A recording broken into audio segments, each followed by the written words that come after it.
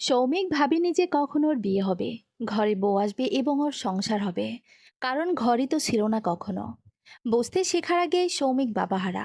এরপর যখন কিছুটা বুঝতে শিখলো, কেবল ঠোঁটের ওপর গোফের সরু রেখা, ঠিক তখনই ওকে একদম একা করে দিয়ে মা পৃথিবী ছেড়ে চলে গেল। সেই তখন থেকেই সৌমিক একা, একদম একা। পড়াশোনায় সৌমিক বরাবরই ভালো। চাচা, মামাদের সাহায্য সহযোগিতায়, সেই সাথে কিছু স্কলারশিপ আর টিউশনি সব মিলে পড়াশোনাটা শেষ করতে খুব বেশি বেগ পেতে হয়নি। তবে কিনা সৌমিক একটু চুপচাপ স্বভাবে, যাকে বর্তমানে একটু স্টাইল করে বলা হয় ইন্ট্রোভার্ট। ঠিক এই জন্যই বন্ধু বান্ধব কম, আর ঘরে এবং মনে জমাট বাঁধা একাকিত্ব। পৃথিবীতে মানুষের সাহায্যে মানুষই এগিয়ে আসে, এই জন্যই পৃথিবী টিকে আছে। মানুষ নামক প্রজাতি টিকে আছে। এমনই কিছু শুভাকাঙ্ক্ষীরা এগিয়ে এসে সৌমিকের বেশ ভালো একটা চাকরির ব্যবস্থা করে। তার সৌমিক তো পরিশ্রমী ছেলে, বিনয়ী ভদ্র। কাজে কর্মে বুঝিয়ে দেয় ওকে যারা নিয়োগ দিয়েছে মোটেও ভুল করেনি। গোল বাঁধে বিয়ের ক্ষেত্রে। বাবা মাহীন হওয়ায় কিছু ভালো প্রস্তাব এসেও ঠিকঠাক ক্লিক করলো না। এদিকে সৌমিক সারা জীবন নিজের পড়াশোনা আর রুজির উপর চিন্তায় ব্যস্ত থাকায় মেয়েদের নিয়ে ভাবার সুযোগ হয়নি। এখন বিয়ের কথা ওঠাতে ভয় পাচ্ছে। তার উপরে বন্ধু বান্ধব কলিগদের বিয়ে নিয়ে রিভিউটা ঠিক সুবিধার না। যেন জেলে যাওয়ার মতো ব্যাপার, কিংবা সেদে গলায় রশি দেওয়া। তবুও এই যারা বিয়ে নিয়ে যারা এমন ভয়ঙ্কর কথা বলে, তারাই উঠে পড়ে লাগে সৌমিকের বিয়ের জন্য। এই জন্য আবহমান কাল ধরে লেজ কাটা শিয়ালদের দৌড়াতো। নিজেদের লেজ কাটা বলে কিনা অন্যদের লেজেরা ঠিক সহ্য করতে পারে না। সেই লেজ কাটাদের কারণে আজ সৌমিকের বিয়ে হয়ে গেল অতসীর সাথে। এদিকে অতসীও কখনো ভাবেনি ওর বিয়ে হবে। উহু, অতসীর কারণটা কিঞ্চিত ভিন্ন। বিয়ে, সংসার এসবের প্রতি অতসীর চরম অনীহা। ওর বড় বোন অনন্যার খুব ঘটা করেই তারই ভালোবাসার মানুষের সাথে বিয়ে হয়। কিন্তু 6 মাস না যেতেই সেই ভালোবাসার রং ফিকে হয়ে কুৎসিত বাস্তবতা বের হয়ে পড়ে। অনন্যার শ্বশুরবাড়ি থেকে বিশেষ করে ওর এই স্বামী বারবার চাপ দেয় বাপের কাছ থেকে টাকা আনার জন্য। ব্যবসার নাম করে টাকা নিলেও 2-4 দিনে সেই টাকা উড়িয়ে আবার অনন্যাকে চাপ দেয় টাকার জন্য। ততদিনে অনন্যা অন্তঃসত্ত্বা, অসুস্থ এবং বিরক্ত অনন্যা বাপের বাড়ি থেকে টাকা আনতে অস্বীকার করে। ঠিক তখনই অনন্যার জীবনের আরও একটি কুৎসিত অংশটা দেখতে পায়। স্বামী নামক দুপে জানোয়ার নিজের অন্তঃসত্ত্বা বইয়ের গায়ে হাত ওঠাতে পিছুপা হয় না। নিজের আর অনাগত সন্তানের জীবন বাঁচাতে অনন্যা বাধ্য হয়ে ফিরে আসে পিতার বাড়ি। অনন্যাদের পিতা শফিক হাসান এমন অন্যায় মানা মানুষ না। নিতান্তই নিজের সন্তানের মান সম্মান আর খেয়াতে চান না, এই জন্য কোনো মামলা মোকদ্দমা করেনি। কিন্তু পরের দিনই ডিভোর্স লেটার পাঠানোর ব্যবস্থা করেছেন। আরেকটা কাজ করেছেন শফিক হাসান। নিজের আত্মীয় স্বজনদের হাহাকার থেকে অনন্যাকে বাঁচাতে অতি দ্রুত দেশের বাইরে পাঠিয়ে দিয়েছেন। অনন্যার এক খালা থাকে ইউকেতে। সেখানে উঠে পড়ে অনন্যা। নিজের পথ ঠিকই খুঁজে বের করেছে। এখন মা সন্তান বেশি ভালো সময় পার করছে। কিন্তু এসব কিছুর মারাত্মক প্রভাব পড়েছে অতসীর ওপর। সে অনেকটা চিরকুমারী হওয়ার ব্রত নিয়ে বসেছিল। শফিক হাসানের খুব একটা আপত্তিও ছিল না। কিন্তু বাদ সাধলেন অতসীর মা তাসলিমা বেগম। চিরায়ত বাঙালি মায়ের রূপ। বড় মেয়ের একে তো এমন জীবন, তার উপর ছোট মেয়ে যখন সংসার করবে না ঘোষণা দিল, তাসলিমা বেগম অসুস্থ হয়ে পড়লেন। কোনো ওষুধ কিছুতেই কাজ হয় না। হাই প্রেশার মোটেও কমে না। শেষে বাধ্য হয়ে অতশীতিত করলা মুখে দেওয়ার মতো বিয়ের জন্য রাজি হলো। কিন্তু বিয়ের আগে কে বর আর কেমন ঘর, জিদ ধরেই কিছু দেখল না। শফিক হাসান বুদ্ধিমান মানুষ, মেয়েকে ভালো রকমই চিনেন। এই জন্য শান্ত, ভদ্র আর তিন কোলে কেউ না থাকার শ্রমিককেই বেছে নিলেন। স্বার্থপরতা হলে ভাবলেন, শ্বশুর শাশুড়ি না থাকলে মেয়ে কিছুটা উল্টাপাল্টা আচরণ করলেও শ্রমিক নিশ্চয়ই সামলে নেবে। শফিকের ভাড়ের অফিসেরই জুনিয়র শ্রমিক। ওর অনেক গুণের বর্ণনা বহুবার শুনেছেন। এই হলো শ্রমিক অতসীর বিয়ের প্রাক ইতিহাস। কেউ ভাবেনি সংসার করবে, কিন্তু আজ নিয়তির খেলায় বিয়ের বন্ধনে আবদ্ধ হয়ে একই ছাদের নিচে। সৌমিক অতসীকে নিয়ে যখন ওর নতুন কেনা ফ্ল্যাটে ঢুকলো, নাম মুখ কুঁচকে থাকা অতসীর কুচকানো চেহারা অনেকটাই স্বাভাবিক হলো। 3 রুমের মাঝারি সাইডের ফ্ল্যাটে খুব বেশি ফার্নিচার না থাকলেও ঝকঝকে তকতকে পরিষ্কার। বেডশিট টান টান করে পাড়া, ফুল দিয়ে জবরজং করে সাজানো নেই। বেডরুমের সাইড টেবিলে একটি ফুলদানিতে কিছু দোলন চাপা ফুল হালকা মিষ্টি সুবাস ছড়াচ্ছে। আসলে আমার তেমন কেউ নেই তো। চাচা চাচি যারা এসেছিলেন কমিউনিটি সেন্টার থেকে বিদায় নিয়েছেন। আপনার পেয়ে বরণ করে নেওয়ার কেউ নেই। আপনার নিজের ঘর মনে করে নেবেন প্লিজ। আমি জরুরি কিছু ফার্নিচার ছাড়া তেমন কিছুই কিনিনি, বুঝি না তেমন। আপনি রুমে যান, ফ্রেশ হয়ে নিন। অনেক ধকল গেছে। আর ফুল দিয়ে বেশি সাজায়নি কারণ অনেকে ফুলে অ্যালার্জি হয়। আমি তো আপনার বিষয়ে বলতে গেলে কিছুই জানি না। আপনিও তাই। একটু মানিয়ে নিন প্লিজ। চোখ নিচু করে খুব নরম গলায় কথাগুলো বলেই সৌমিক আরেকটা রুমে ঢুকে পড়ে। অনেকটা হাঁপ ছেড়ে বাঁচে অতসী। আগেভাগে তেমন খোঁজ না নিলেও এইটুকু শুনেছিল ছেলেটা বেশ ভদ্র। এখন তার প্রমাণ পেল। অতসী একটু মেজাজ টাইপের কঠিন মেয়ে হলেও মনে মনে ঠিকই নার্ভাস ছিল। না জানি কি পরিস্থিতি ফেস করতে হয়। যাক, এখন ফ্রেশ হই। এই ভেবে একটা অফ হোয়াইট কালারের থ্রি পিস নিয়ে ওয়াশরুমে ঢুকলো অতসী। মেকআপ তুলতে যে আবারও মেজাজ খারাপ হলো। 14 স্তরের এই ব্রাইডাল মেকআপ করার কোনো ইচ্ছাই ছিল না, কিন্তু চাচাতো ভাবি জোর করে নিয়ে গেল। সাথে অতসীদের টাকায় নিজেও ফ্রি সেজে আসলো। আসল উদ্দেশ্য সেটাই ছিল। মনে মনে ভাবে অতসী। গোসলি করে ফেলল। শরতের এই সময় বেশ গরমই পড়ে। তারপরে সারাদিন নানা আনুষ্ঠানিকতা আর ভারী সারি মেকআপের দম বন্ধই লাগছিল। রুমে এসে বসতে ছোট্ট করে নক করে শ্রমিক ঢুকলো। হাতে একটা প্লেটে গরম ধোয়া ওঠা ভাত, মুরগির মাংস। এটা এখন রান্না না, গতকাল রাতে করেছিলাম। ক্ষুধা লাগার কথা, এই জন্য ফ্রিজ থেকে বের করে গরম করলাম। খেয়ে নিন। কোনো উত্তরের অপেক্ষা না করে সৌমিক ফিরে গেল। সত্যি বলতে গোসল করতেই অতসীর বেশ ক্ষুধা লেগেছে। দুপুরে নানান চিন্তা ভাবনায় খাওয়াই হয়নি। সকালে তেমন খাওয়া হয়নি। বেশ চিন্তা ভাবনা না করে খাওয়া শুরু করলো। বাহ, রান্নাটা তো বেশ মজার। বুয়াদের রান্না তো এমন হয় না, তেল ঝালে ভরা থাকে। এটা অনেকটা মায়েদের হাতের মতো। তেল মশলা পরিমাণ মতো, কিন্তু স্বাদে ষোলো আনা। এসব ভাবতে ভাবতেই খেয়ে ফেলল। আপনি শুয়ে পড়ুন, আমি পাশের রুমেই আছি। কোনো প্রয়োজন হলে জানাবেন। প্লেট নিয়ে এটুকু বলেই শ্রমিক বের হয়ে গেল। লে বাবা, এ তো বেশ জামাই আদর দেখা যাচ্ছে। যাক, ভালোই হলো, ঘুমিয়ে পড়ি। আবার মনে মনে বলতে থাকলো অতসী। বিয়ে আর বাসরাত সম্পর্কে আমাদের দেশে এত রসভরা গল্প প্রচলিত যে সেখানে সৌমিকের এত আচরণ অনেকটাই কাচির পাশে নিরামিষ সবজির মতো। পাশের রুমে এসে সৌমিকও হাঁপ ছেড়ে বাঁচে। একে তো জীবনে কোনো মেয়ের সাথে সেভাবে কথা বলেনি, তার উপরে একসাথে কত কথা বলল। কিন্তু উপায় ছিল না। সৌমিককে তো আর নিজের বাসা ছাড়তে হয়। নিজের বেডরুমটা ছেড়েই এখন চিন্তায় আছে, ঘুম হবে কিনা। আর মেয়েটাকে পরিবার ঘর সব ছাড়তে হয়েছে। এসব চিন্তা করে শ্রমিক চেষ্টা করেছে যতটা পারা যায় মেয়েটাকে ইজি করার। শিক্ষিত, ভালো পরিবারের মেয়ে, নিশ্চয়ই মানিয়ে নিতে পারবে। প্লেটে কিছু ভাত আর মাংস নিয়ে শ্রমিকও খেতে থাকে। রান্নাটা ওর নিজেরই করা হলে হোস্টেলে থাকতে থাকতে বেঁচে থাকার তাগিদে রান্নাবান্না মোটামুটি শিখে নিয়েছে। এতে লাভ দুইটা: এক, এতে স্বাস্থ্যকর খাবার খাওয়া যায়। দুই, তুলনামূলক খরচ কম। চামচ খুন্তি নাড়াচাড়া করতে করতে কয়েকটা পদ বেশ ভালো রান্না শিখে ফেলেছে। মুখে কয়েক লোপা মুখে দিতেই সৌমিকের ফোনে কল আসে। এখন আবার কে কল দিল, ভাবে সৌমিক। ও, জাহিদ ভাইয়ের ফোন। জাহিদ সৌমিকের কলিগ, বেশ রসিক মানুষ। কিন্তু ওনার রসিকতা কখনো কখনো ভদ্রতার সীমানা ছাড়িয়ে যায়, যেটা সৌমিকের ভালো লাগে না। এখন ফোন রিসিভ করলেও নানান আদি রসিকতা কথা শুনতে হবে, আবার রিসিভ না করলে আগামীকাল অফিসে ওনার যন্ত্রণায় টিকা যাবে না।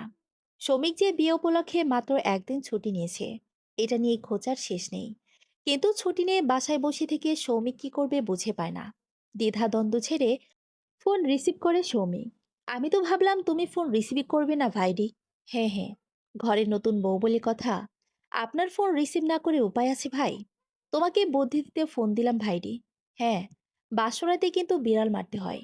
বিড়াল কুকুর কোনো কিছু মারার ইচ্ছে নেই ভাই। আমি খাচ্ছি। রাত হয়েছে, আপনি ঘুমান। কাল দেখা হচ্ছে। জাহিদকে আর কোনো কথা বলার সুযোগ না দিয়ে বিরক্ত মুখে ফোন রেখে দেয় সৌমিক। এসব মানুষের রুচি নিয়ে তার বিরক্ত লাগে। এরা যে কিভাবে মানুষ বিয়ে করে তার প্রবৃত্তি মেটাতে ঝাঁপিয়ে পড়বে। ঘৃণায় সৌমিকের মুখ বিকৃত হয়ে যায়। খাওয়ার ইচ্ছাটাই চলে যায়। প্লেট সিঙ্কে রেখে হাত ধুয়ে বিছানায় শরীর এলিয়ে দেয়। সৌমিকের ইচ্ছা এবং রুচির সাথে বেশিরভাগ মানুষেরই মিল হয় না। সৌমিক বোঝে, বিয়ে মানে জীবনে চলার পথে এমন একজনের হাত ধরা যে তার বিপদের দিনে চোখে চোখে রেখে বলবে, ভয় কি, আমি তো আছি। ঘরে একজন মানুষ থাকায় সৌমিকের একাকী জীবনে অনেক বড় কিছু। ও চায় ওর বউ বন্ধু হোক, এক কাপ চায়ের সঙ্গী হোক।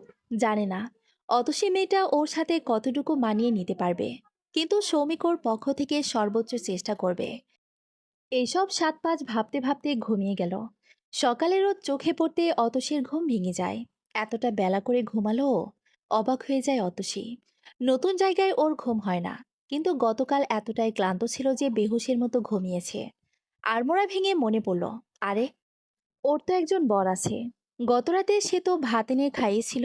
আজ থেকে কি অতসীকে রান্না করতে হবে? অতসী ওয়াশরুম থেকে হাত মুখ ধুয়ে ডাইনিং স্পেসে উকি দিল। সেখানে কেউ নেই। রান্নাঘরের দিকে সৌমিকের ছায়া দেখা যাচ্ছে। ও আপনি? ঘুম হলো? অবশ্য নতুন জায়গায় ভালো ঘুম না হওয়ারই কথা। আমি তো সকালে ফ্রোজেন রুটি পরোটা ভেজে খাই, সাথে ডিম অমলেট বা আলু ভাজি। আপনার জন্য করে রেখেছি, আপনি খেয়ে নেবেন। আমার অফিস আছে, চলে যাচ্ছি। একটু পরে বুয়া খালা এসে ঘর পরিষ্কার করে যাবে। যাহ বাবা, অতসই তো কিছুই বলার সুযোগ নেই। এ তো দেখি স্টার জলসার সিরিয়ালের মতো জীবন হয়ে গেল। এখন সৌমিকের কোনো এক্স গার্লফ্রেন্ড এসে স্ত্রী দাবি করলেই 16 আনা সিরিয়ালের গল্প। এসব আবোল তাবোল ভাবতে ভাবতে অতসী হেসে ফেলল। নাস্তা খেয়ে অতসীর আর কোনো কাজ নেই। সারা বাসা ঘুরে দেখতে লাগলো। তেমন কিছুই নেই দেখার মতো। 2 রুমে 2টা বেড, একটা আলমিরা, টিভি, ফ্রিজ আর একটা ডাইনিং টেবিল ছাড়া কিছুই নেই। একটা ড্রেসিং টেবিলও নেই। নিজের চেহারা দেখব কোথায়? বেসিনের আয়নায়। অতসী ভাবতে লাগলো। এমন সময় ওর মোবাইলে একটা টুং করে মেসেজ আসলো। ঘরে অনেক কিছুই কেনা নেই, আপনি রাজি থাকলে একসাথে যেয়ে কিনে আনতে পারি। ছেলেটা বেশ চালাক, আমাকে কেমন সংসারে জড়িয়ে ফেলছে। অবশ্য বাড়িতেও শান্তি ছিল না। মা সারাক্ষণ ক্যাচ ক্যাচ করত। এখানে বরং শান্তিতে থাকা যাবে। আর ফ্ল্যাটমেট হিসেবে সৌমিকের সাথে কেনাকাটা করাই যায়। ফ্ল্যাটমেট? মনে মনে হাসি অতসী। এদিকে বান্ধবীরা মেসেঞ্জারে একের পর এক মেসেজ দিচ্ছে। ধুর, ওদের এসব আওলা ঝাওলা কথার উত্তর দিয়ে লাভ নাই। সৌমিকের মেসেজের উত্তরে শপিংয়ে যেতে চায় জানিয়ে নেট অফ করে দেয়। এরপর বেডরুমে থাকা ছোট্ট একটা বইয়ের ওয়াল ক্যাবিনেট থেকে একটা বই নিয়ে পড়তে থাকে। চোখে কখন জানি আবার ঘুম জড়িয়ে যায়। ধরফর করে ঠেলে উঠে কলিং বেলের শব্দে। এখন আবার কে আসলো? অতসী ফ্ল্যাটের দরজা খুলে দিতেই মধ্যবয়সী একজন মহিলা কলকল করে কথা বলতে বলতে ঘরে ঢুকলো। আরে সৌমিক বাপজান তো সেই মিষ্টি একখান মাইয়ারে বিয়ে করে আনছে। আহারে, বাপের দুঃখ এবার যাইব গো। একা একা হাত পুরাই খায়। আমি কত কইরা কই, বাপ, আমি রান্না করে দিই। তা সে কয়, না খালা, কারোর উপর নির্ভর করুম না। পোলার জীবনে তো শোক আর শোক।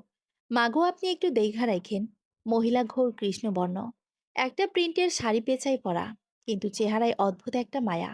ওনার মুখ আর হাত একসাথে চলতে লাগলো। দ্রুত হাতে রান্নাঘর পরিষ্কার করে ঝাড়ু হাতে ঘর ঝাড়ু দেওয়া শুরু করে। ঘরে কিন্তু তেমন কিছুই নাই করলাম। আমি কই, ও বাপ, তুমি আরো কিছু কেন? কয় না খালা, আমার পছন্দে তোমাদের বইয়ের পছন্দ হয় কিনা তাই কিনি নাই। কি যে ভালো পোলা। আমাকে যখন খালা কয়ে ডাক দেয় পরানটা জোড়ায় যায়। কিন্তু আজ কি রান্না হবে আম্মা? খালা, আমাকে তো কিছু বলেনি। খাড়াও, আমি শুইনা লই। খালার কোমরে গোজে একটা বাটন মোবাইল বের করে ফোনে কথা বলল। তখনই অতসীর মনে হলো, আরে, শ্রমিকের ফোন নাম্বারটাও অতসীই জানে না। এটা কেমন একটা ব্যাপার হয়ে গেল। আম্মা, আজ রান্না হবে না নাকি? আমাকে কইল তোমরা নাকি বাইরে খাইবা। অতসী কিছু বলতে পারল না। আসলেও তো কিছু জানেই না। খালি মনের মধ্যে প্রশ্ন জাগলো, দুপুরে খাবে কি? বুয়া খালা নিজের মতো করে বকতে বকতে কাজ শেষ করে চলে গেল। অতসী আবার একা হয়ে গেল। ফোনে রিং বেজে চলেছে। ফোনে মা লেখা, মানে মা কল দিয়েছে। অতসীর কথা বলতে ইচ্ছে করছে না। ফোন রিসিভ করে না। শাওয়ার নিয়ে আরেকটা নতুন মেরু রঙের থ্রি পিস পরে। এই থ্রি পিসটা বেশ সুন্দর, কোনো একটা দেশীয় ব্র্যান্ডের।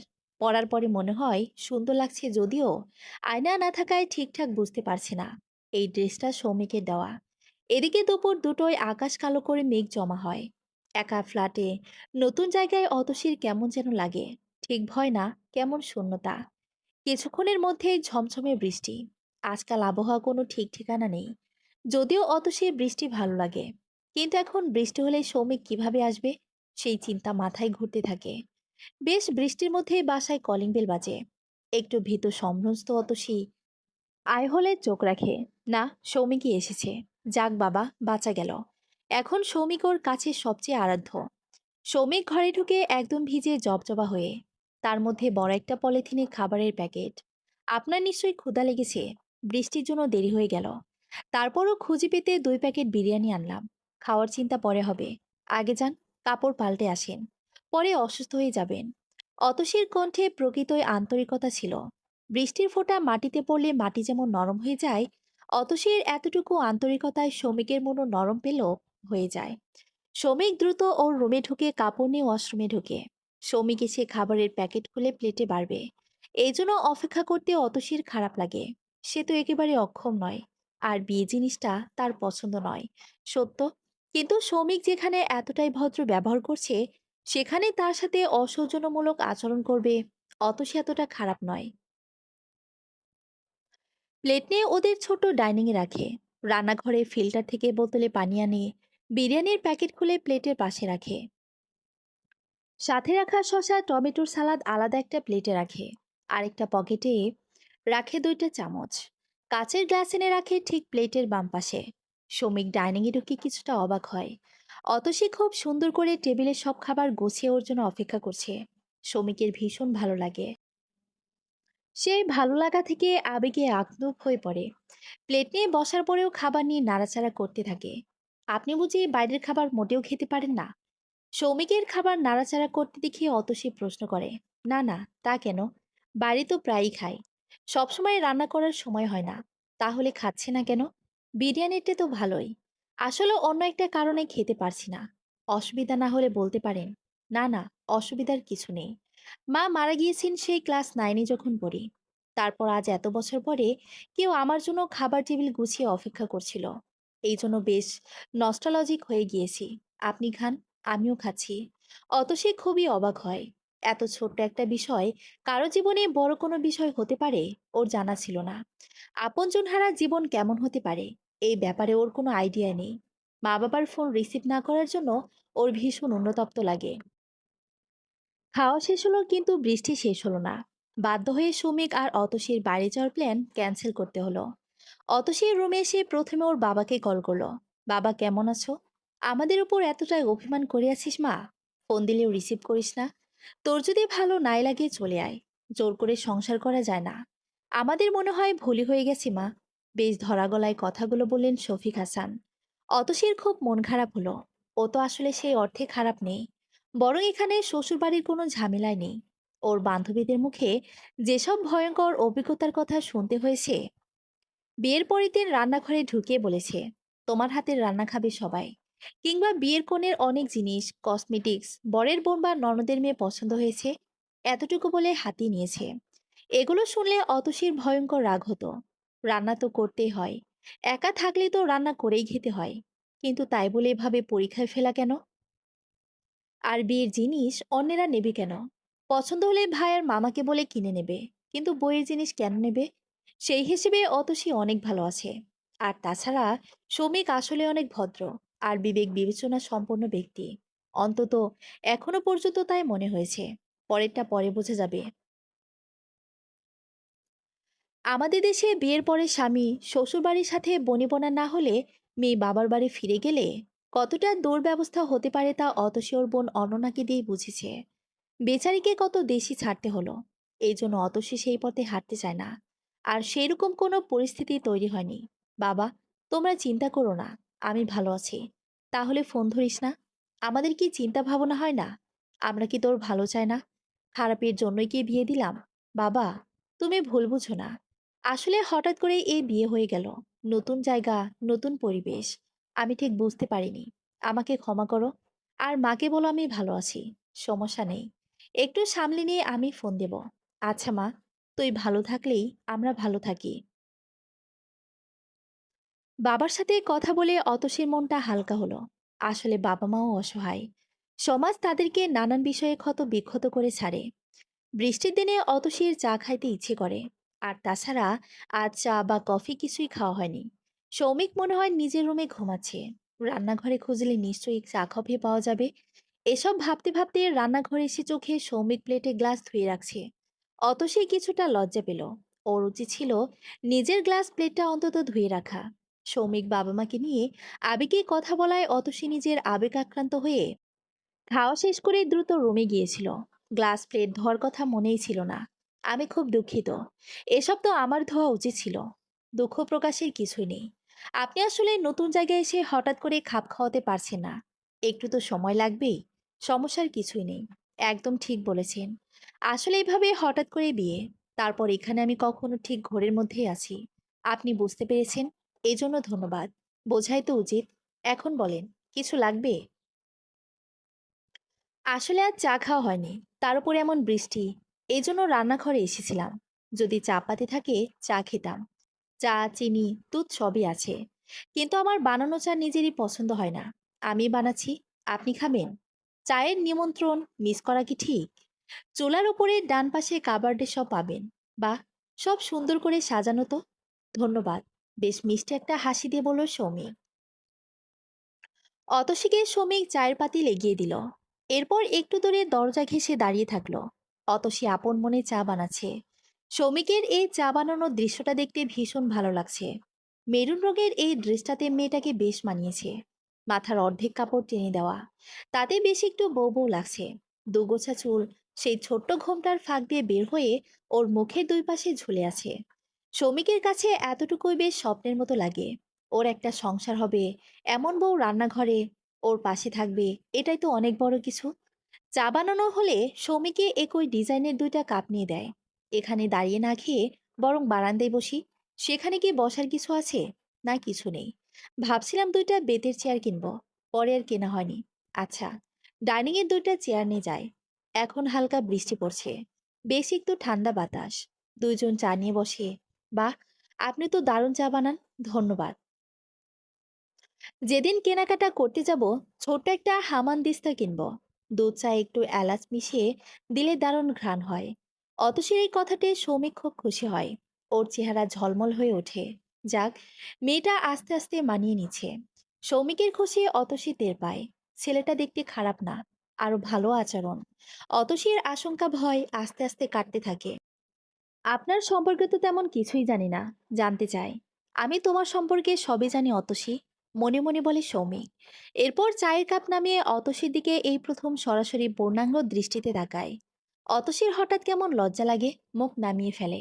সৌমিকের চাহনিতে কি একটু প্রেমিকের দৃষ্টি ছিল, নাকি ভুল দেখলো? ভালোবাসার জিনিসটাকে কখনোই কোন ভাষায় বোঝানো যায় না। যত ভালো লেখক হোক কিংবা যত ভালো কথাই শিল্পী হোক, আসল ভালোবাসা সেটাই যার অধিকাংশ কথায় না বলা থাকে। সৌমিক অতসীকে ভীষণ পছন্দ করে। অতসী কিছুটা মেজাজি, এটা জানে। অতসীর সাথে কথা না হলেও ওর বড় বোন অনন্যার সাথে ওদের বিয়ের কথা শুরু হওয়ার থেকে নিয়মিত কথা হয়। অতসীর পছন্দ অপছন্দ অনন্যার চেয়ে ভালো কেউ জানে না। অনন্যাই প্রথম আলাপ শুরু করে ছোট বোনকে কার হাতে দিচ্ছে সেটা একটু যাচাই করতে। নিজে তো ধরা খেয়েছে। আদরের ছোট বোন ভালো থাকুক, এটাই ওর বড় চাওয়া। সৌমিকের সাথে কথা বলে অনন্যা খুব খুশি। ছেলেটা আসলে অনেক ভালো, ভদ্র, বিনয়ী। অতসীর অনেক ছবি সৌমিককে দেয়, যা দিয়ে সৌমিক কল্পনার জগতে রঙিন ভালোবাসার স্বপ্ন বুনে। সৌমিক জানে অতসী বিয়েতে নিম রাজি ছিল। এই জন্য অতসীর সাথে কথা বলে খুব ভেবেচিন্তে, আবার নিজের খোলস ভেঙে টুকটাক কথা বলে অতসীকে সহজ করে নেওয়ার জন্য। সৌমিককে স্বামী হিসেবে না মানুক, যেন একজন বন্ধু হিসেবে মানতে পারে। কিন্তু আজ এই বৃষ্টিমুখর দুপুরে কেমন যেন হৃদয় আলোড়িত হয়। এ যেন সেই বৃষ্টিমুখর ক্ষণ, যখন এমন দিনে তারে বলা যায় এমন ঘন ঘর বরিশায়। কিন্তু শ্রমিক যখন বুঝতে পারে অতসী অস্বস্তি বোধ করতে পারে, দ্রুত নিজেকে সামলে নেয়। অতসী ওর স্ত্রী, তার মন জয় করা সবচেয়ে বড় মিশন। চায়ের কাপ হাতে নিয়ে বাইরে তাকিয়ে কিছুটা উদাসী কণ্ঠে বলে, আসলে আমার নিজের জীবনে তেমন কোনো বৈচিত্র্য নেই। ছোটবেলায় বাবা মা হারা, অন্যের দোয়া অনুগ্রহে বড় হয়েছি। হলে হোস্টেলেই কেটেছে জীবন। মা বাবা, আপনজন, সংসার, এসব আমার কাছে স্বপ্নের মতো মনে হয়। মনে হয় যেন রূপকথা। আমি জীবনে খাওয়ার কষ্ট করেছি, বেঁচে থাকার জন্য কঠিন সংগ্রাম করেছি। এরপর যখন টাকা উপার্জন করা শুরু করেছি, প্রথমেই সঞ্চয় করা শুরু করেছি যেন ছোট্ট একটা বাসা আমার নিজের নামে থাকে। আমার যদি কখনো কোনো পরিবার হয়, তারা যেন ভালো থাকে। আমি তো কখনো মেয়েদের সাথে মিশিনি। আমার ব্যবহার অনেক সময় অসংলগ্ন হতে পারে, কিছু মনে করবেন না। কথা বলতে বলতে সৌমিকের গলা ধরে আসে। জীবনে নানা কষ্টের কথা মনে পড়ে। অতসীর কেন যেন খুব মায়া হয়। ওর মনে হয় ওর থেকে একটু দূরে বসা ছেলেটা মনে মনে বড্ড একা, দুঃখী, ওর ভালোবাসার কাঙ্গাল। আমার কথাই বললাম, আপনার কথা কিছু বলুন। আপনার পছন্দ অপছন্দ এসব। আমার জীবন আপনার চেয়ে নিরামিষ। টিপিক্যাল মধ্যবিত্ত পরিবারের মেয়ে।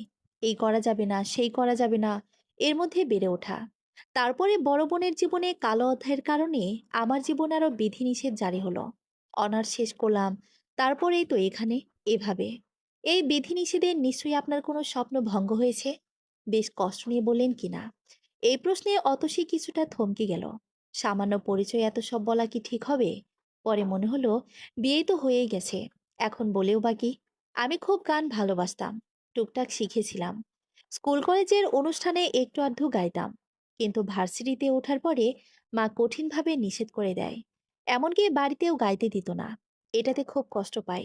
কি বলেন? এটা তো দারুণ একটা গুণ, সৃষ্টিকর্তা প্রদত্ত। মা কেন নিষেধ করলেন বুঝলাম না। মায়ের পুরোটা দোষ দিই না। আপুর ডিভোর্সের পরে আমরা যেন সমাজে একঘরে হয়ে যাই।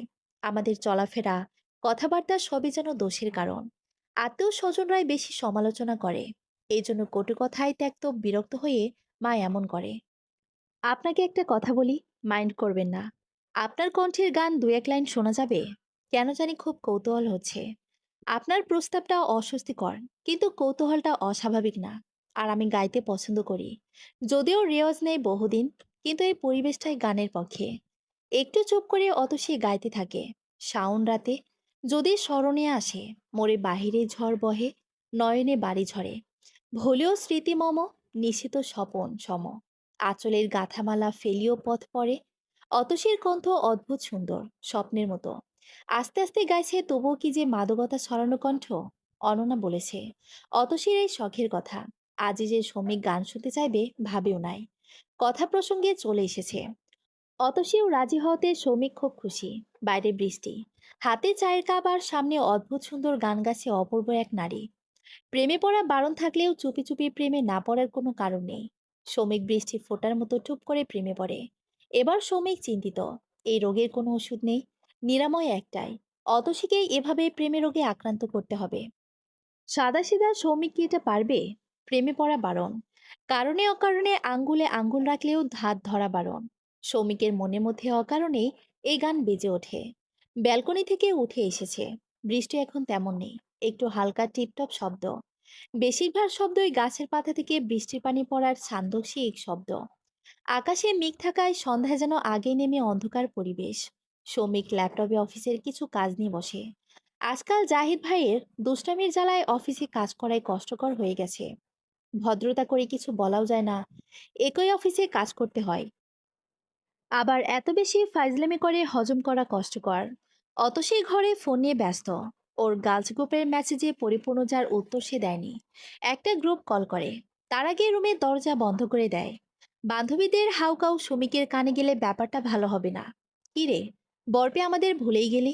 একেবারে ফোন বন্ধ। বাহ বাহ, কি রোমান্স! এভাবে একের পর এক আক্রমণ। অতসী চুপ করে সবার কথাই শোনে। এরপর সবার কথার উত্তরে ধীরে ধীরে বলতে থাকে, আমরা মধ্যযুগে বাস করি না।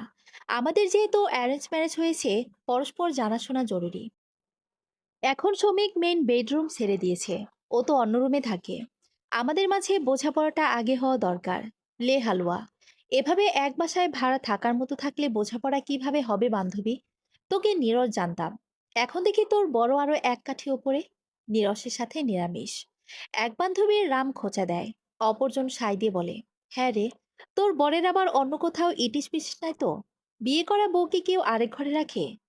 বান্ধবীদের খোঁচায় অতিষ্ঠ হয়ে অতসী কল কেটে ফোন অফ করে দেয়। মেজাজ খিচে যায়। আবার ফোন অন করে বড় বোন অননাকে একটা মেসেজ পাঠায়, ফ্রি সময়ে যেন কল দেয়। অননাকে এই সময়ে সচরাচর পাওয়া যায় না, কিন্তু আজ কিভাবে যেন ফ্রি ছিল। কল দেয় প্রায় সাথে সাথে। কি অবস্থা রে আপু?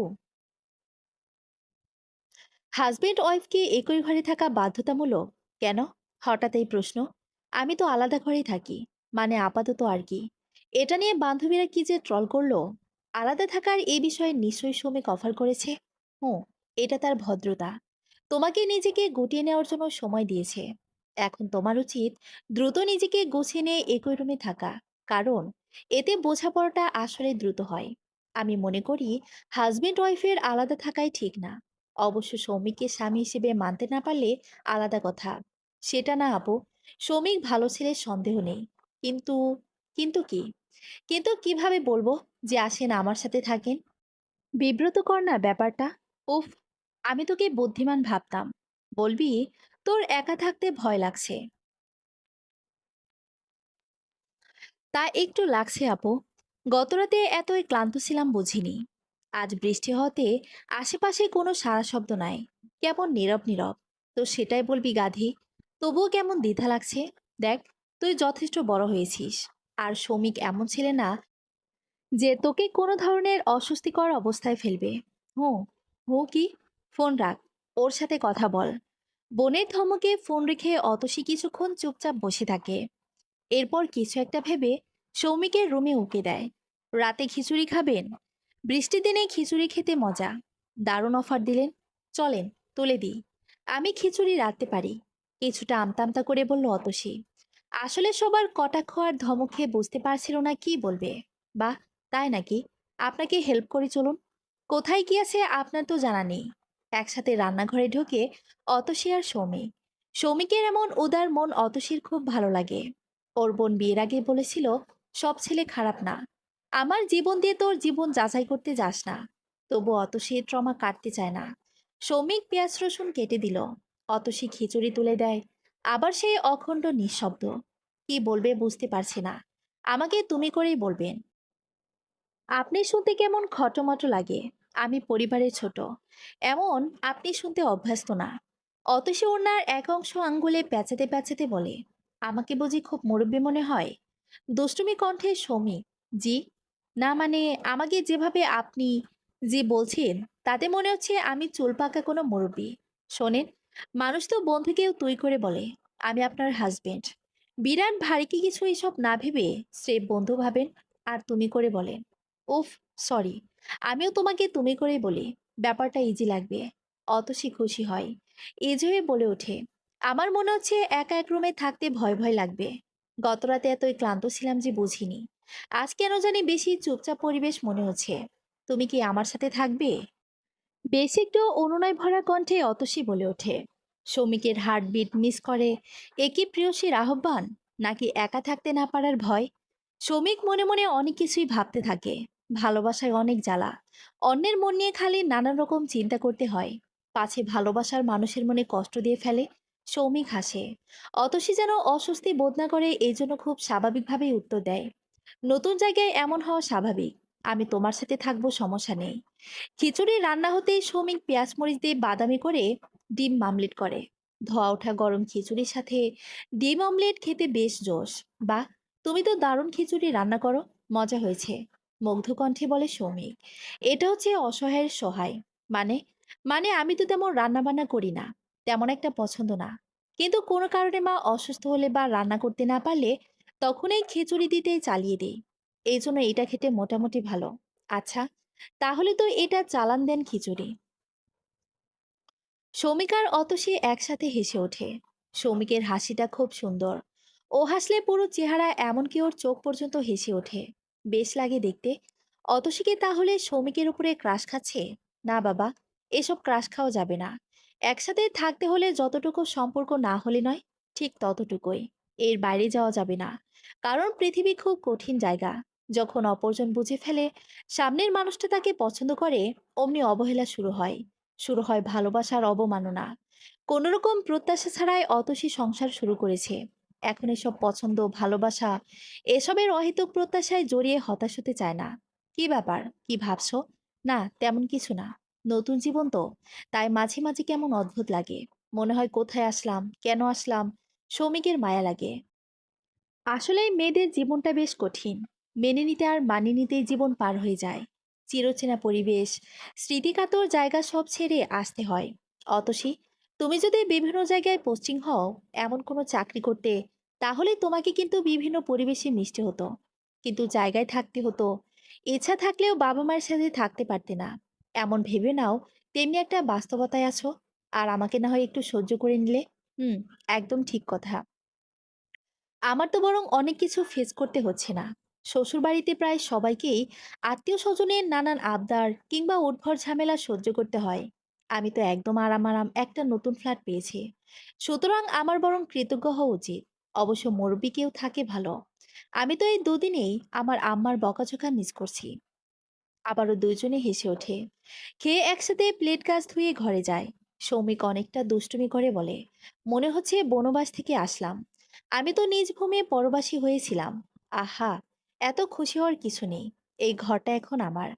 আমি অনুগ্রহ করে থাকতে দিচ্ছি। জো হুকুম মহারানী। কিং সাইড বিছানায় দুজন দুই পাশে শুয়ে পড়ে। এই ঘরে ফিরেই সৌমিক খুশি। মনের দূরত্ব কমলে দুজনের মাঝের এটুকু দূরত্ব এমনিতেই কমে যাবে। এসব নিয়ে সৌমিক ভাবে না, বরং অতসী ধীরে ধীরে স্বাভাবিক হচ্ছে, কথা বলছে, হাসছে। এটাই অনেক বড় কিছু। মেয়েটাই ঘর কেন, পুরো বাসাটাই নিজের মনে করো। সৌমিকের মালিকানাও নিয়ে নি, তবেই না সৌমিকের প্রকৃত বিজয়। অতসীর মনেও নানান রকম চিন্তা।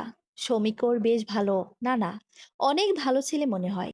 বেশিরভাগ বাঙালি ছেলেরা বিয়ে বলতে সম্ভবকেই বোঝায়, যেন কবুল বলে বা সিঁদুর পরিয়ে মেয়ে মানুষের শরীরটাকেই কিনে নিয়েছে। তারপর মেয়েটার শারীরিক মানসিক কোনো অবস্থার কথায় চিন্তা না করে নিজের চাহিদা মেটাতে উঠে পড়ে লাগে। অতসীর এসব মনে হলে ভয় লাগতো, কিন্তু সৌমিকের আচরণ দিয়ে বুঝিয়ে দিয়েছে ও কতটাই আলাদা। অতসীর ইচ্ছাকে, অতসীকে কতটা সম্মান করে। সবচেয়ে বড় কথা, সৌমিক ওর স্বামী নয়, বন্ধু হতে চেয়েছে। এটা ভেবেই অতসীর খুব শান্তি লাগে। হালকা করে আলো ছড়ানো নীলচে আলোয় চুরি করে সৌমিকের দিকে তাকায়। মাথায় হাত দিয়ে খুব শান্ত ভঙ্গিতে শুয়ে আছে।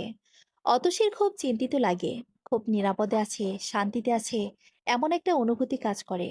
কিন্তু হঠাৎ একটা চিন্তা এসে ওর ঘুমের 12টা বাজায়।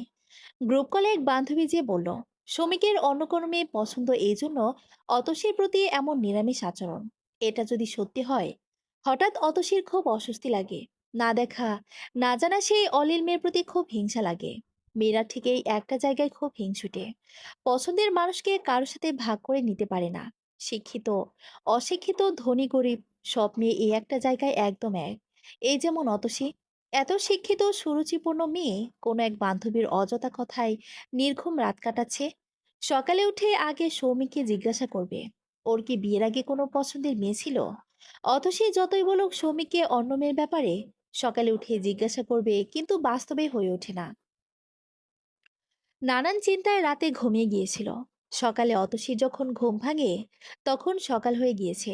বাইরে পাখির কিচিরমিচির শব্দ। অতসী পাশে তাকিয়ে দেখে সৌমিক গুটিসুটি হয়ে ঘুমাচ্ছে। আগের দিন অনেক বৃষ্টি হতে শেষ রাতে বেশ শীত শীত পড়েছে।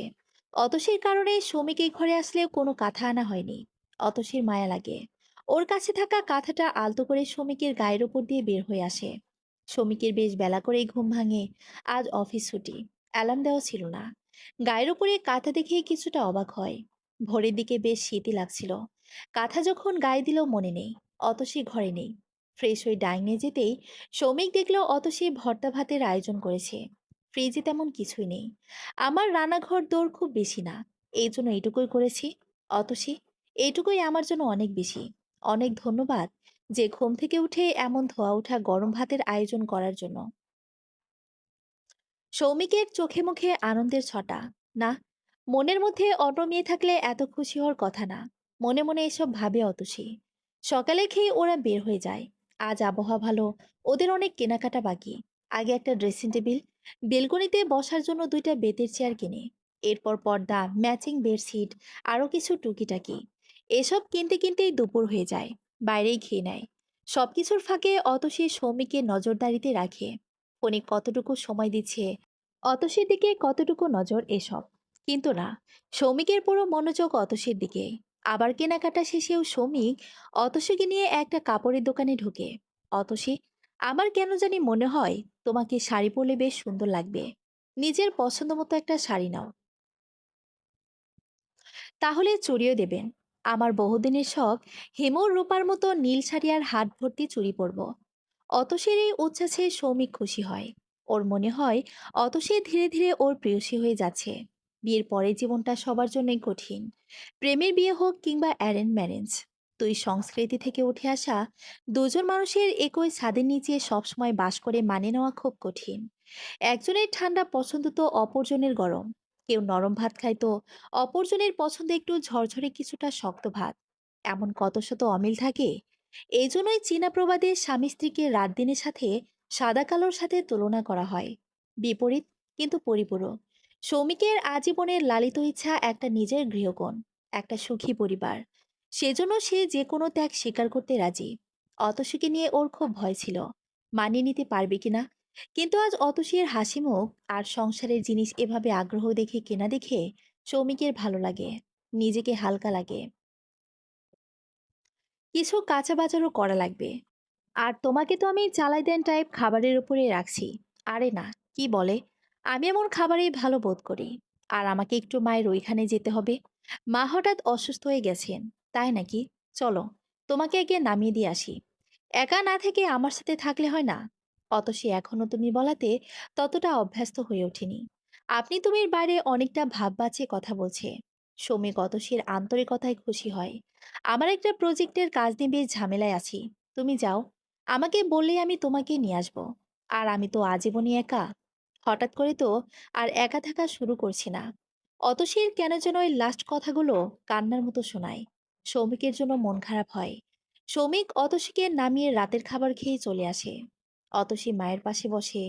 ওনার প্রেশারের সমস্যা হুটহাট বেড়ে যায়। এখন তো আমার বিয়ে হয়েছে, এখন কেন অসুস্থ হও আম্মা? তোরে নিয়ে আমার দুনিয়ার চিন্তা। কখন না জানি চলে এসে কস, আম্মা সংসার করতাম না। হ, তোমার কটকটানে শোনার চেয়ে সংসার করা ভালো। আমি কালই চলে যাব। অতসী কপট রাগ দেখিয়ে বলে। অতসীর আম্মা অভিজ্ঞ মানুষ। অতসীর রাগে হাসে। ওনার মনের চিন্তা দূর হয়ে যায়। মেয়ে যে ভালো আছে সেটা ওর চেহারা দেখে বোঝা যায়। আল্লাহ ওদের ভালো রাখুক, মনে মনেই দোয়া করে। আজও তো সে নিজের চিরচেনা ঘরে, নিজের বিছানায়। কিন্তু কেন যেন অতসীর ফাঁকা ফাঁকা লাগে। ঠিক কি যেন নেই নেই। বারবার সৌমিকের কথা মনে পড়ে। খুব ইচ্ছা করে সৌমিককে একটা কল দিতে। আচ্ছা, সৌমিক কি ঘুমিয়ে পড়েছে? কল দিলে কি হ্যাংলামি হবে? অতসী কি করবে বুঝতে পারে না। সৌমিক বলা যায় সেই ছোট থেকেই একা থাকে। একা থাকাতে সে অভ্যস্ত। এখন খুব একটা খারাপ লাগে না। বরং বেশি মানুষজন, হইচই এসবে অস্বস্তি বোধ করে। কিন্তু মানুষের জীবনে কখন কোন পরিবর্তন আসে তা বলা কঠিন। এই যেমন অতসীকে রেখে ওর ফ্ল্যাটে পা রাখতেই কেমন যেন মন খারাপ হয়। মনে হয় কি যেন নেই। ঘরের বাতাসে যেন অতসীর গায়ের মিষ্টি ঘ্রাণ ভেসে বেড়াচ্ছে। নিজের বেডরুমে যেতে ইচ্ছেই করে না। সেখানে অতসীর কাপড় চোপড়, জিনিসপত্র আছে। সেগুলো দেখলে আরো মন খারাপ হবে। অন্য সে ঘরে থাকতো সেখানেই ঢোকে। ফ্রেশ হয়ে ল্যাপটপ নিয়ে বসে। কাজে যেন ব্যাঘাত না হয় এজন্য ফোন বন্ধ করে রাখে। ল্যাপটপ ওপেন করলেও মাথায় একটা চিন্তা হঠাৎ সে সৌমিককে তোলপাড় করে দেয়। অতসী যদি আর ফিরে না আসে, মানে ভদ্রমে হয়তো বলতে পারিনি, কিন্তু দেখা গেল কোনো কারণে এখানে ভালো লাগেনি, কিংবা সৌমিকের কোনো আচরণ পছন্দ হয়নি। তারপর বলে দিল সে আর ফিরে আসবে না। এমন তো কতই হয়। এই চিন্তা মাথায় আসতেই সৌমিকের কাজকর্মে আর মন বসলো না। লাইট অফ করে শুয়ে পড়ল। হঠাৎ যেন মাথা ব্যথা শুরু হয়েছে। এদিকে অতসীর মন খারাপ। সৌমিকের নাম্বারে কল করলো কিন্তু ফোন সুইচ অফ। সৌমিক আসলে ওকে পছন্দ করে তো? অতসী জীবনে প্রেম করেনি, বিয়ে করতেও চায়নি। এখন বিয়ে করে যদি সংসার না টেকে, তাহলে লোকলজ্জার বিষয়। আর তাছাড়া ওর আত্মসম্মানেরও বিষয়। ওর কি এমন কোয়ালিটি নেই যে শ্রমিক পছন্দ করলো না? এমন নানান চিন্তা মাথায় নিয়ে ঘুমাতে গেল অতসী। পরের দিন সকালে সৌমিক ফোন অন করতেই একটা কল দেখল অতসী। নিজের ওপরে নিজের রাগ হলো সৌমিকের। ওর অন্তত ফোন করে জানানো উচিত ছিল যে সে ঠিক মতো পৌঁছেছে। উল্টো নানান অদ্ভুত চিন্তা করে রাতে ভালো ঘুম হলো না। আবার কাজের কাজ কিছুই হলো না। সৌমিক সব দ্বিধাদ্বন্দ্ব ঝেড়ে ফেলে অতসীকে ছোট্ট একটা মেসেজ পাঠালো। তাড়াতাড়ি চলে এসো। পুরো ফ্ল্যাটই কেমন ফাঁকা ফাঁকা লাগছে। অতসীর ঘুম ভাঙলো বেশ বেলা করে। কারণ রাতে ভালো ঘুম হয়নি। ঘুম ভেঙে ফোন হাতে নিয়ে দেখলো সৌমিক মেসেজ করেছে। ছোট্ট একটা মেসেজ অতসী কতবার করে যে পড়লো। ওর মুখে মিষ্টি একটা হাসি ফুটে উঠল। মনের মধ্যে যে দ্বিধা ছিল তা যেন নিমিষেই কেটে গেল। ভাবলো আজই বিকেলে চলে যাবে। অতসীর বাবার বাড়িতে আসার কথা ওর বান্ধবীদের কানে কিভাবে যেন চলে গেছে। দুপুরের দিকে হই হই করতে করতে ৩-৪ জন চলে আসলো। ওদের মধ্যে নীলিমাকে দেখে অতসীর ভালো লাগলো। এই মেয়েটা খুব শান্ত এবং বাস্তববাদী একটা মেয়ে। অন্যদের মতো না। বান্ধবীদের মধ্যে শ্রেয়সী সবসময় একটু খোঁচা দিয়েই কথা বলে। এটাই ওর স্টাইল বলা যায়। দীর্ঘদিনের বন্ধুত্বের খাতিরে সবাই সেটা মেনেই নেয়। কি ব্যাপার বান্ধবী, তোর নিরামিষ বর কি একটু রসিক হলো? শ্রমিক মোটে নিরামিষ নয়। রাগ হলো অতসীর।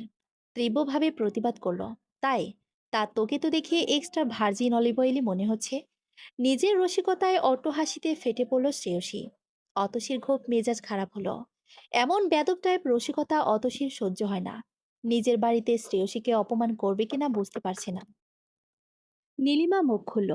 আমি মনে করি এমন কিছু হলে অতসী নিঃসন্দেহে ভাগ্যবতী। অ্যারেঞ্জ ম্যারেজে এভাবে সময় দেওয়া অতসীর বরের ভদ্রতা প্রকাশ পায়। আমাদের দেশে ছেলেদের মধ্যে যে মধ্যযুগীয় বর্বন মানসিকতা আছে, সেটার বাইরে অতসীর সমী। বিয়ে মানে শুধু যে স্ত্রীর দেহভোগ নয়, বরং একটা বন্ধন, একটা আত্মিক সম্পর্কে নিজেদের বেঁধে ফেলা। এটা যারা প্রকৃত শিক্ষিত তারাই জানে। এটা মোটেও দুর্বলতা নয়, বরং প্রকৃত ব্যক্তিত্বের অধিকারী সেটাই বোঝায়। নীলিমার কথা একদম সত্য। অতসীর খুব ভালো লাগে, কিন্তু শ্রেয়সী হেরে যাওয়ার মেয়ে নয়। অন্যকে আঘাত করে কিছু মানুষ পৈশাচিক আনন্দ পায়। শ্রেয়সী হলো সেই ধরনের মানুষ। সে দম করে বলে বসে, কি জানি বাপু, এখন আবার অনেক ছেলেরাই শারীরিকভাবে দুর্বল হয়। তেমন কিছু হলে অতসী বান্ধবী, তোমার কপালে দুঃখ আছে। অতসীর এবার সহ্য হয় না, কিন্তু অতসী যেমন ভালো তেমনি খারাপ হতেও জানে। কিভাবে কাকে কোথায় ঘায়েল করতে হয় সেটাও ভালোই জানা। অতসী শ্রেয়সীর কথায় বেশ একটা চওড়া হাসি দেয়। এরপর শ্রেয়সীর হাতের কোণের দিকে বেশ পুরাতন একটা আঘাতের চিহ্ন দেখিয়ে বলে, ঠিক বলেছিস শ্রেয়সী, আমার স্বামী দুর্বল। সবলের স্ত্রী তো এভাবে বউ বা প্রেমিকের শরীরে রেখে দিতে হয়। শ্রেয়সীর মুখ এবার অন্ধকার হয়ে যায়। শ্রেয়সী একটা ছেলের সাথে প্রেম করত, কিন্তু ছেলেটা শ্রেয়সীর সাথে সম্পর্ক থাকা অবস্থাতেই অপর একটা মেয়ের সাথে সম্পর্কে জড়িয়ে পড়ে। শ্রেয়সী সেটা বুঝতে পেরে খুব হইচই শুরু করে দেয়। প্রথমে কথা কাটাকাটি হতে হতে সেই ছেলেটা শ্রেয়সীর গায়ে হাত তোলে, আর তার চিহ্ন হলো হাতের এই আঘাত। অতসী কিংবা ওর বান্ধবীরা সবসময় শ্রেয়সীকে মানসিক সাপোর্ট দিয়েছে এবং কখনোই এই বিষয়টা তোলেনি। আজ শ্রেয়সী এত জঘন্যভাবে অতসীকে আঘাত করেছে যে অতসী আর সামলাতে পারেনি। নীলিমা পরিস্থিতি বুঝতে ওদের নিয়ে অতসীদের বাসা থেকে বের হয়ে যায়। অতসী রাগে ফুঁসতে থাকে। অদ্ভুত এই সমাজের মানুষ। এখানে একান্ত ব্যক্তিগত বলে কিছু নেই, যা ইচ্ছা তাই বলা যায়। শ্রমিকের অফিসে যাওয়া লাগলো, আজ ছুটি হলেও করার কিছু নেই। প্রজেক্টের লাস্ট ডেট একদম শেষের দিকে। কপাল খারাপ হলে যা হয়। ওর টিমে এবার জাহিদ ভাইও আছে। এই লোকের অখাদ্য ধরনের রসিকতা শ্রমিকের একদম পছন্দ না। কিন্তু ওই যে কথায় আছে, পড়েছি মোগলের হাতে, খানা খেতে হবে একসাথে। প্রজেক্টের কাজ করতে করতে দুপুর পার। এদিকে ওদের লাঞ্চ করা হয়নি। ওদের বসের নির্দেশে বেশ ভালো রেস্টুরেন্ট থেকে খাবার আসলো। শ্রমিক ব্যস্ততার মোবাইল চেক করতে পারেনি। খাওয়ার ফাঁকে ফোনে একটা মেসেজ এসেছে দেখলো। অতসী মেসেজ দিয়েছে, আমি আজই চলে আসতে চাই, তুমি কি নিতে আসবে? শ্রমিকের মন খুশিতে লাফিয়ে উঠল। মনে হলো এক্ষুনি বের হয়ে যায়। খেতে খেতেই বসকে বলে, আর কিছুক্ষণ কাজ করে ও বের হতে যেতে চায়। বাকিটা পরের ওয়ার্কিং ডেতে করে ফেলতে পারবে। জাহিদ যেন এই সুযোগে খুঁজছিল। রসিয়ে রসিয়ে বলে ফেলে, বুঝলেন না বস, বাসায় নতুন বিয়ে করা বউ, এখন কি আর কাজে কামে মন বসবে? আহা, এখন তো রঙিন দিন। জাহিদ আরও কিছু বলতে যাচ্ছিল, কিন্তু সৌমিক একটা কথায় ঠান্ডা করে দিল, নিজের বইয়ের কাছেই তো যাই জাহিদ ভাই, অন্যের বইয়ের কাছে তো আর যাচ্ছি না। তো সমস্যা কি? জাহিদ মুখ চুপসে বসে থাকলো। অফিসে জাহিদের নামে নানান রং কাহিনী আছে। তার নাকি কার সাথে বিবাহ বহির্ভূত সম্পর্ক আছে। শ্রমিক কারো ব্যক্তিগত বিষয়ে মাথা ঘামায় না, কিন্তু জাহিদ ভাই যখন প্রতি পদে পদে রঙ্গরসিকতা করে চলেছে, ওর আর সহ্য হয় না। মুখ ফুটে বলে ফেলে। বিকেলে সৌমিক আর অতসী যখন একসাথে বাসায় ফিরছে, তখন দুজনেই বিরক্ত। বিরক্ত এই সমাজের প্রতি, সমাজের মানুষের প্রতি। সৌমিকই প্রথম খেয়াল করে অতসী বেশ মুখ ভার করে আছে। অতসী, চলো, আমরা কিছুক্ষণ রিক্সা করে ঘুরি। এখন শেষ বিকেল, গরমটাও কম, হালকা বাতাস আছে, ভালো লাগবে। অতসী মাথা কাত করে সম্মতি দেয়, কিন্তু মুখে কিছু বলে না। তোমার কি খুব মন খারাপ? অতসী মাথা উপর নিচ করে বোঝায় মন খারাপ। কেন মন খারাপ সেটা শ্রমিক জিজ্ঞাসা করে না। রিক্সা জ্যামে পড়ে। একটা ছোট মেয়ে বকুল ফুলের মালা আর গোলাপ বিক্রি করছে। শ্রমিক একটা মালা কেনে আর গোলাপ ফুল। অতসী, এই ফুলের ঘ্রাণ আমার বেশ ভালো লাগে, আর ফুলের ঘ্রাণে মন ভালো হয়। এটা নাও। আমার খোপা করা, সেখানে পরিয়ে দাও। ক, কি বললে? কেন, বাংলা কথা বোঝেন না? আমার খোপায় পরিয়ে দেন। শ্রমিক কাবা কাবা হাতে অতসীর খোপায় জড়িয়ে দেয়। যে আনাড়ি হাতে পেরিয়ে দিল, খুলে না গেলে হয়। মেয়েটার এমনিতেই মেজাজ খারাপ, এখন আরো রাগ না করলে হয়। শেষ বিকেলের আলো অতসীর চোখে মুখে লেপ্টে ওকে স্বর্গীয় দেবী মনে হচ্ছে। সৌমিক চুপি চুপি আর চোখে অতসীকে দেখতে থাকে। অতসী হঠাৎ সৌমিকের দিকে ঘুরে বসে, কিছুটা চাপা স্বরে বলে ওঠে, আমি তো আপনার নিজের বউ, তাই এমন লুকোচুরি করে দেখার কি দরকার? আমিও আজ সেটাই বলেছি। আমার নিজের বউয়ের কাছে যেতে লজ্জা কিসের? মানে কি? মানে হলো, আমার এক কলিগ খালি আমাকে খোঁচা দেয়, আমার বিয়ে নিয়ে, নতুন বউ নিয়ে। ব্যাটার চারিত্রিক বদনাম আছে। এজন্য আজ বলেছি নিজের বইয়ের কাছে যাই, অন্যের বইয়ের কাছে নয়। অতসী ফিক করে হেসে ফেলে। মেয়েটার ডান পাশের একটা দাঁতের উপর আরেকটা দাঁত, কিন্তু অবাক করার ব্যাপার হলো এজন্য ওর দাঁত বের করে হাসলে অদ্ভুত সুন্দর লাগে। সৌমিক অবাক হয়ে অতসীর দিকে তাকিয়ে থাকে। এর আগে কখনো কোনো মেয়েকে হাসতে দেখে নাই। দেখেছে, কিন্তু তারা কেউ আমার বউ না। অতসী আবারও গা দুলিয়ে হেসে ফেলে। হাসির তোড়ে নড়ে পড়ে যাই হলে সাবধানবশত সৌমিক অকস্মাৎ অতসীকে এক হাতে দিলে আলতো করে জড়িয়ে ধরে। অতসী ঠিক হয়ে বসে সৌমিকের দিকে তাকাতেই সৌমিক সরি বলে হাত সরিয়ে নেয়। অতসী চোখ পাকিয়ে বলে, সরি কিসের? আমি কি পরের বউ? আবারও ওর হাসি পায়। ইচ্ছা করে এক হাতে সৌমিকের হাত জড়িয়ে ধরে হাসতে থাকে। সৌমিকের কেমন স্বপ্ন স্বপ্ন লাগে। মনে হয় এটা কি বাস্তব? বিকেলটা অদ্ভুত সুন্দর মনে হয়। জাহিদ ভাইয়ের কথায় অতসী এত হাসলো না। বেটাকে একদিন বিরিয়ানি খাইতে দিতে হবে। খাইতে পছন্দ করে, কিন্তু আপাতত সৌমিক সব ভুলে অতসীর ধরা হাতের দিকে তাকিয়ে থাকে। বুকের মধ্যে যেন দ্রিম দ্রিম করে শব্দ হচ্ছে। অতসীর মনের মধ্যে ভালোবাসার রং লেগেছে। অতপর এত বছর পরে জীবনে প্রথমবার কারো হাত ধরে এতটা স্বস্তি বোধ করছে। মনের মধ্যে আনন্দের প্রজাপতি ছুটছে ১০১টা। বাসায় ফিরে ঝটপট দুজন রান্না করে ফেলে। আজ অত সে বেশ ভালো কিছু রান্নার খাওয়ার আবদার করে। ইউটিউব দেখে রান্না করে পোলাও, মুরগির রোস্ট আর খাসির রেজালা। যদিও পোলাও একটু নরম হয়েছে, রোস্টে লবণ কম আর খাসির মাংসে তেল মশলা বেশি, কিন্তু এটা রান্না করতে যেয়ে দুজন খিলখিল করে হেসেছে। সবচেয়ে মজার ব্যাপার হলো অতসী রোস্টের মুরগিতে লবণ হলুদ মাখা ছিল ভাজার জন্য। এমন সময় নাকের আগা চুলকাতে সে নাকে মুখে হলুদ লাগিয়ে একাকার। অতসীর এই হলুদ লাগানো মুখ হা করে দেখছিল সৌমিক। কি দেখছেন এমন হা করে? তোমাকে বলবো না। আমাকে আপনি করে বলো কেন? আপনার সেফটির জন্য। মানে? মানে জামাই বউ ঝগড়া শুরু করলে বইরা তুমি থেকে তুইতে নেমে যায়। আমি তো আপনাকে আপনি করে বলি, তো বড়জোর তুমিতে নামবো। তুই শোনার রিস্ক নিতে চাইলে আমাকে তুমি বলার জন্য জোর করতে পারেন। উফ, এই মেয়ে তো খুব বিচ্ছু, মনে মনে ভাবে সৌমিক। এরপর চুপি চুপি হাসে। কি ব্যাপার, এভাবে হাসছেন কেন? নিশ্চয়ই আপনার মনে কিছু একটা চলছে। সৌমিক কথা না বলে ওর মোবাইলে তোলা একটা ছবি দেখায়। অতসী রান্নাঘরে কাজ করছে, আর ওর সারা মুখে নানান জায়গায় হলুদ মাখানো। অতসী ক্ষেপে যায়। এতে যেন অতসীর সৌন্দর্য বেড়ে যায় বহুগুণ। আরে দাঁড়াও দাঁড়াও, আগুন লেগে যাবে তো। কই আগুন? কোথায় আগুন? আতঙ্কিত গলায় অতসী বলে ওঠে, তোমার রূপের আগুন। ক্ষেপে গেলে তো তোমার রূপ আরো বেড়ে যাচ্ছে। আমি তো পুড়ে যাব। অতসী লজ্জা পেয়ে যায়। রান্না বান্না শেষ। অতসী ওর বেডরুমে যায়। এরপর বেশ লম্বা সময় নিয়ে গোসল করে। চোখে কাজল দেয়, কপালে ছোট্ট একটা টিপ, হাতে চুড়ি পরে, ঠোঁটে হালকা লিপস্টিক। সৌমিক এদিকে টেবিল সাজায়। ঘরে রাখা মোমবাতি দিয়ে সারা ডাইনিং সাজিয়ে ফেলে। বিকেলে কেনা গোলাপ একটা গ্লাসে পানি ঢেলে সাজিয়ে রাখে। মোবাইলে লোভ হইলমে গান ছেড়ে দেয়। ভালোবেসে সুখী, নিভৃতে যতনে, আমার নামটি লিখো তোমার মনের মন্দিরে। আমার পরাণে যে গান বাজিছে, তাহার তালটি শিখো তোমার চরম মঞ্জিরে। সৌমিক অতসীকে সারপ্রাইজ দেওয়ার জন্য বসে থাকে, কিন্তু অতসী যখন ডাইনিংয়ে আসে সৌমিক নিজেই সারপ্রাইজড হয়ে যায়। অতসী ওর দেওয়া সেই নীল শাড়িটা পরে হালকা সেজেছে। ওকে একদম অপসরীদের মতো লাগছে। কই খাবার দেন, ক্ষুধা লাগছে। বা ক্যান্ডেল নাইট ডিনার, আপনি নিশ্চিত আমার প্রেমে পড়েছেন? এর উত্তর তোমার জানা সিরিয়াস মুড নিয়ে বলে সৌমিক, কিন্তু বাস্তবে ওর হার্ড মিস করছে। হুম, অবশ্যই জানা। আপনি তো নিজের বইয়ের প্রেমে পড়েছেন, অন্যের বইয়ে তো আর না। হি হি। মেয়েটা হাসলে কি অদ্ভুত ভালো লাগায় ভরে যায়। অতসী অল্প অল্প করে খাবার খায়, আর মাঝে মাঝে গানের সাথে গুনগুন করে। সৌমিক খাবে কি, ও শুধু তাকিয়ে অতসীকেই দেখে। খাওয়া শেষে সৌমিক অতসীকে বেলকনিতে ওদের সদ্য কেনা চেয়ারে বসতে বলে। এরপর কিছুক্ষণ পরে একটা হারমোনিয়াম বেশ কষ্টে সিস্টে সেখানে আনে। এটা তোমার জন্য উপহার। এখন থেকে তুমি ইচ্ছামতো গান গাইবে। একটা ঘর তোমার রেওয়াজের জন্য থাকবে। আমি বহু খুঁজে এটা কিনেছি, কারণ ভালো একটা বুঝি না। আর কিছু লাগলে নির্দ্বিধায় জানাবে। দেখো অতসী, আমার আপন বলে এই দুনিয়াতে কেউ ছিল না। আমার কোনো পরিবার ছিল না, বন্ধন ছিল না। এখন তুমি আমার একমাত্র আত্মীয়। পরিবার আমার বন্ধন। তোমার শখ, ইচ্ছা, আহ্লাদ সবকিছুই আমার জন্য অত্যন্ত ভালো লাগা। অতসীর চোখে পানি এসে যায়। ওর মনের সব দ্বিধা মুছে যায়। সৌমিক একদম অন্যরকম, ভীষণ ভালো।